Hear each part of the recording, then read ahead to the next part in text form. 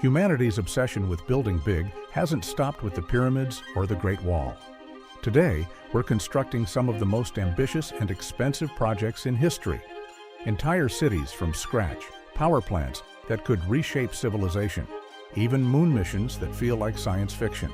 These aren't just feats of engineering, they're bold statements of human ambition. And today, we're diving into the most expensive things humans are building right now.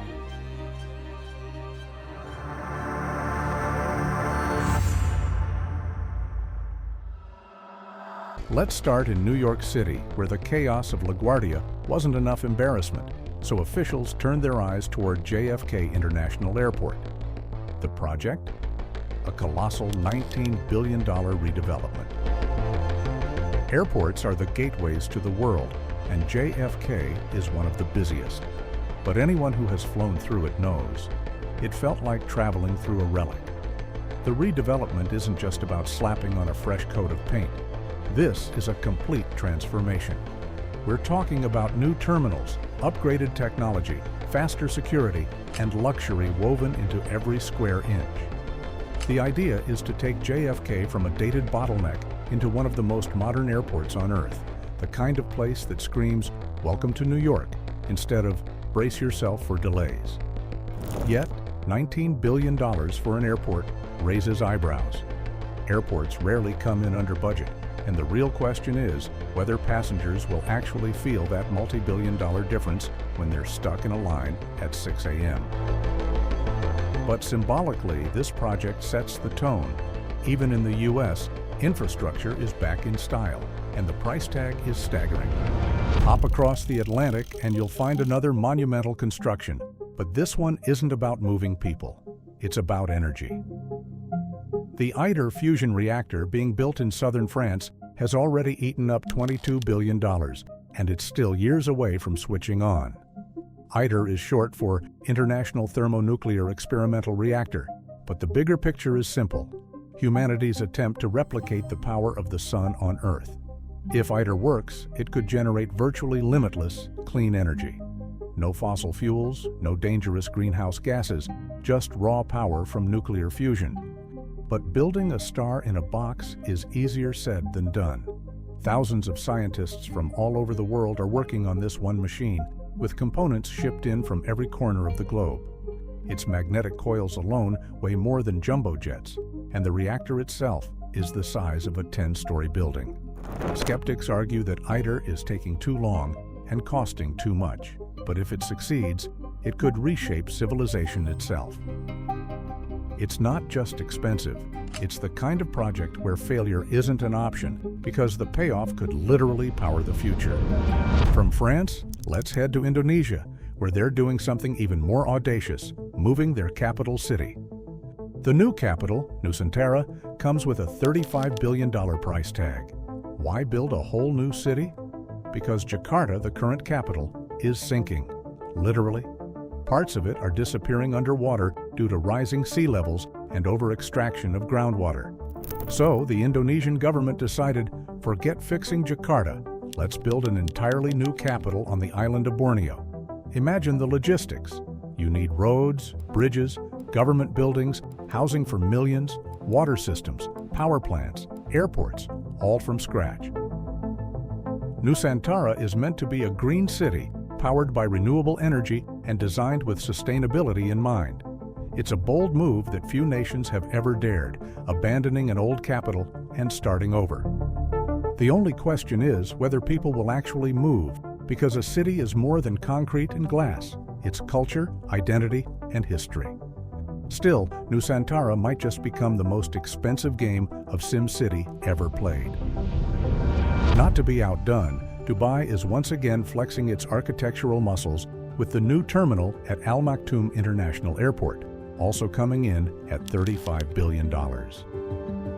Dubai has long thrived on being the place where the impossible becomes possible.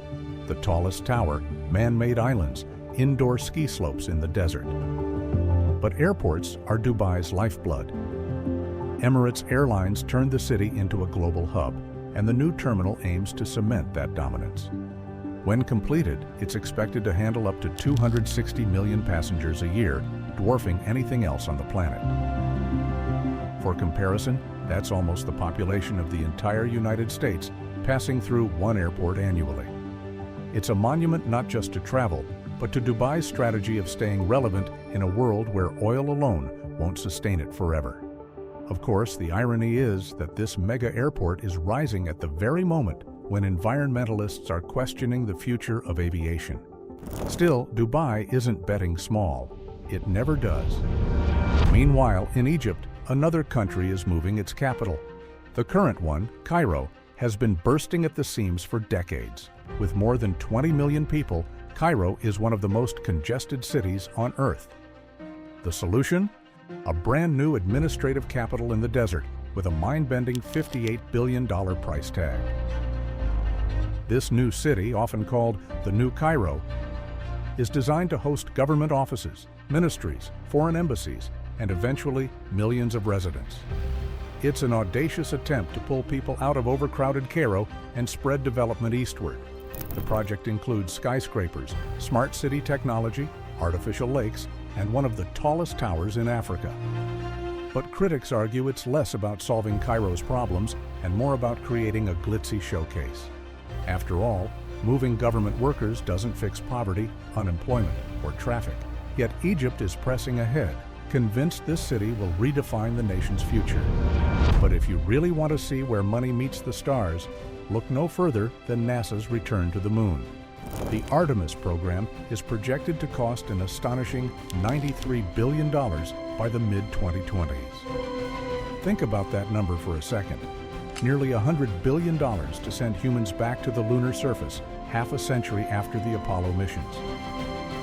The big difference this time? We're not just going for flags and footprints. Artemis is about building a sustainable human presence, a moon base that can act as a launch pad for Mars and beyond.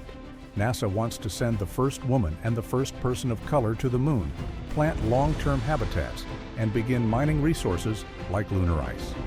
It's the most ambitious space project in decades, and the stakes are sky high. Some critics call it an expensive nostalgia trip, arguing that robotic missions could do the job far cheaper. But for others, Artemis represents humanity's greatest adventure, stepping once again onto another world, but this time, staying for good. Back on Earth, California is working on something that sounds futuristic but feels overdue: high-speed rail. With an estimated cost of $128 billion, the California High-Speed Rail Project is America's first attempt at bullet trains, linking Los Angeles and San Francisco in under 3 hours. Other countries have been doing this for decades: Japan, China, France, Spain. But in the U.S., car culture and political gridlock always got in the way. Now California is pushing forward, but at enormous expense. Tunneling through mountains, buying up land, meeting environmental regulations, it all adds up. Critics point out that it might never be finished or could become obsolete before it's done, but supporters argue it's the first step toward a modern U.S. rail system. Imagine traveling at 220 miles per hour across California. If it works, it could redefine transportation in the country. If it fails, it could become the world's most expensive cautionary tale. Travel a little further east, and you reach one of the most extreme engineering projects on Earth, the Yarlung Tsangpo Hydropower Station in Tibet. Cost? A jaw-dropping $170 billion. This isn't just a dam, it's designed to be the largest hydroelectric project in human history, surpassing China's already massive Three Gorges Dam. Built on the world's highest major river, which plunges down some of the deepest gorges on the planet, the Yarlung Tsangpo project aims to harness a colossal amount of energy. In fact, it could generate more electricity than all of India consumes in a year. But the environmental risks are massive. Building such a dam in a fragile ecosystem could displace communities, alter water flows into neighboring countries like India and Bangladesh, and spark geopolitical tensions. Yet China argues it's essential for powering the future and achieving carbon neutrality. Whether it becomes a marvel or a disaster remains to be seen. but it's easily one of the most ambitious and expensive projects ever attempted. If you think $170 billion is a lot, let's talk about Saudi Arabia's NEOM project, specifically the line. Imagine a city not spread out, but stacked into a single line, 170 kilometers long, half a kilometer tall, but only 200 meters wide. A city in a straight line, stretching through the desert. That's the line, part of the $500 billion NEOM megaproject. Saudi Arabia's Crown Prince envisions it as a utopian smart city with no cars, no streets, and no pollution. Instead, people will live in vertical layers, connected by high-speed trains that zip from one end to the other in minutes. The project has drawn both fascination and skepticism. On one hand, it's visionary, a futuristic response to overpopulation and climate change. On the other, critics call it dystopian, pointing out the insane costs, engineering challenges, and human rights concerns surrounding its construction. Yet Saudi Arabia is dead serious. Billions are already being poured into desert construction, making the line one of the most audacious human experiments of the century. Now, let's zoom out even further. Beyond specific cities, airports, or dams, there's the massive ongoing effort to upgrade the world's energy grids. The cost? Around $600 billion. Our existing power infrastructure wasn't designed for the age of renewables. Wind and solar are variable, electric cars are consuming more power than ever, and our grids are outdated. To meet climate goals and keep the lights on, nations everywhere are pouring money into modernizing transmission lines, building smart grids, and expanding storage capacity. Unlike the other projects on this list, this one isn't concentrated in one place. It's global. From Europe to Asia to North America, the world's energy arteries are being torn up and rebuilt. It's not as flashy as a futuristic city or a moon mission, but in terms of sheer cost and necessity, it's one of the greatest undertakings humanity has ever attempted. Finally, the most expensive thing humans are building right now: massive battery plants for electric vehicles, costing a staggering $1.2 trillion. Yes, trillion with a T. As the world shifts from gas-powered cars to EVs, the demand for batteries has exploded.